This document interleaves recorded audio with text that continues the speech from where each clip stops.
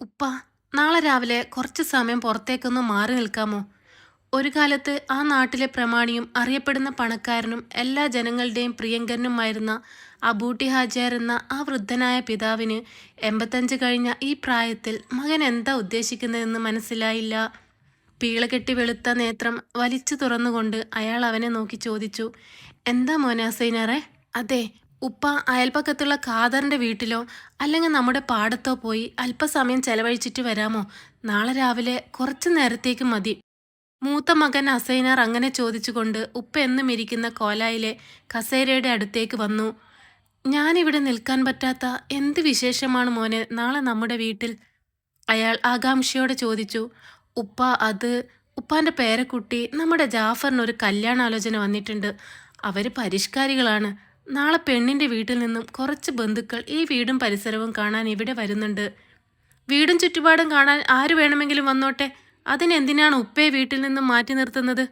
അത് കേട്ടുകൊണ്ട് അങ്ങോട്ട് കടന്നു വന്ന ഉമ്മ ആമിന ചൂടായിക്കൊണ്ട് മകൻ ഹസൈനാറിനോട് ചോദിച്ചു, ഉപ്പ ഈ കുഴമ്പ് തടവിയ കാലും മേലും കൊണ്ട് ഇവിടെ നിൽക്കുമ്പോൾ അതിൻ്റെ നാറ്റമൊക്കെ അടിച്ച് വരുന്നവർക്കൊരു പ്രയാസം ഉണ്ടാവും. അതിന് ഉപ്പ റൂമിൽ പോയി ഇരുന്നാൽ പോരെ? ഈ വീട്ടിൽ നിന്ന് തന്നെ മാറി നിൽക്കണമെന്ന് പറയുന്നത് എന്തിനാണ്? ഉമ്മ, ഈ വീട്ടിൽ ഇതുപോലൊരാളുണ്ടെന്ന് പറയുമ്പോൾ അവർ പെണ്ണിനെ നമ്മുടെ മകൻ ജാഫറിന് കെട്ടിച്ച് തന്നില്ലെങ്കിലോ? അതിന് ജാഫർ കല്യാണം കഴിഞ്ഞ് പെണ്ണിനെ അവൻ്റെ ജോലി ചെയ്യുന്ന സ്ഥലത്തേക്ക് ഫ്ലാറ്റിലേക്ക് കൊണ്ടുപോകില്ലേ? പിന്നെ അവൾക്ക് എന്ത് പ്രശ്നം? എന്നാലും ഉപ്പ പുറത്തൊക്കെ പോയി കാറ്റ് കൊണ്ടുവരുന്നത് നല്ലതല്ലേ? വൈകിട്ട് പോകാറുണ്ടല്ലോ ഇടയ്ക്ക്. അതുപോലെ നാളെ മാത്രം രാവിലെ ഒന്ന് പോകാനല്ലേ ഞാൻ പറഞ്ഞുള്ളൂ.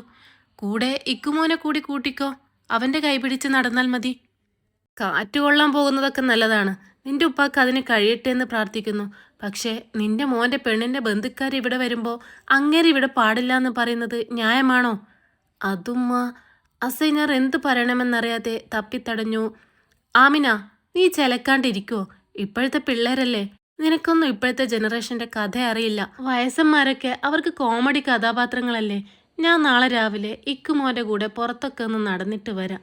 നീ ധൈര്യമായിട്ട് അവരോട് നാളെ ഇങ്ങോട്ടേക്ക് വരാൻ പറ അസൈനാറെ. അബൂട്ടി ഹാജിയാർ ആമിനയെ വഴക്ക് പറഞ്ഞുകൊണ്ട് മകൻ ഹസൈനാർ പറഞ്ഞതിനെ ന്യായീകരിച്ച് സംസാരിച്ചപ്പോൾ ആമിനയ്ക്ക് ദേഷ്യം കയറി. ന്യൂ ജനറേഷൻ പിള്ളേരൊക്കെ ആകാശത്തു നിന്നും പൊട്ടിമുളച്ചതാണോ? അവർക്കെന്താ വയസ്സാവില്ലേ? കിളവനാണെന്നും പറഞ്ഞ് വീട്ടിൽ നിന്ന് ഇറക്കിവിടുന്നത് അറിയാത്ത ഒരു പൊട്ടൻ അല്ല പിന്നെ. അവർ ചവിട്ടിത്തുള്ളി അകത്തേക്ക് കയറിപ്പോയി. പിറ്റേന്ന് വെളുപ്പിന് തന്നെ ആ വീടിൻ്റെ അടുക്കളയിൽ അന്നത്തെ ചടങ്ങിന് വേണ്ട പലഹാരവും ഭക്ഷണവും ഒക്കെ ഉണ്ടാക്കുന്നതിൻ്റെ ശബ്ദം മുഴങ്ങി. അസൈനാറും മറ്റു സഹോദരങ്ങളും വീട്ടിലുള്ള മറ്റൊരുക്കങ്ങളിലാണ്. ഹാളിലുള്ള സെറ്റൊക്കെ അടുക്കി വെച്ചു, പുത്തൻ വസ്ത്രങ്ങളൊക്കെ ധരിച്ചു. ഈ സമയം ഇക്കുവിൻ്റെ കൂടെ വീട്ടിലുള്ള ഉപ്പയെ അവർ തൽക്കാലം അവിടെ നിന്നും മാറി നിൽക്കാനായി പറഞ്ഞയച്ചു. ആ വൃദ്ധൻ വളരെ പ്രയാസപ്പെട്ടുകൊണ്ട് 6-ാം ക്ലാസ്സിൽ പഠിക്കുന്ന ഇക്കുമോൻ്റെ വിരൽ പിടിച്ച് അവരുടെ പാഠം ലക്ഷ്യമാക്കി പതുക്കെ നടന്നു. ഈ സമയത്ത് ആ വീട്ടിലേക്ക് ജാഫറിൻ്റെ പെണ്ണിൻ്റെ വീട്ടിൽ നിന്നും ബന്ധുക്കൾ 2-3 വാഹനങ്ങളിൽ അവിടെ എത്തി. അവർ ഓരോരുത്തരായി വണ്ടിയിൽ നിന്നിറങ്ങി. ഹസൈനാറും സഹോദരങ്ങളും അവരെ സ്വീകരിച്ച് വീടിനുള്ളിലേക്ക് നയിച്ചു. ആണുങ്ങളും പെണ്ണുങ്ങളും അടങ്ങിയ 15ഓളം ആൾക്കാർ. 1-2 വൃദ്ധന്മാരായ ആണുങ്ങളും ആ കൂട്ടത്തിലുണ്ട്.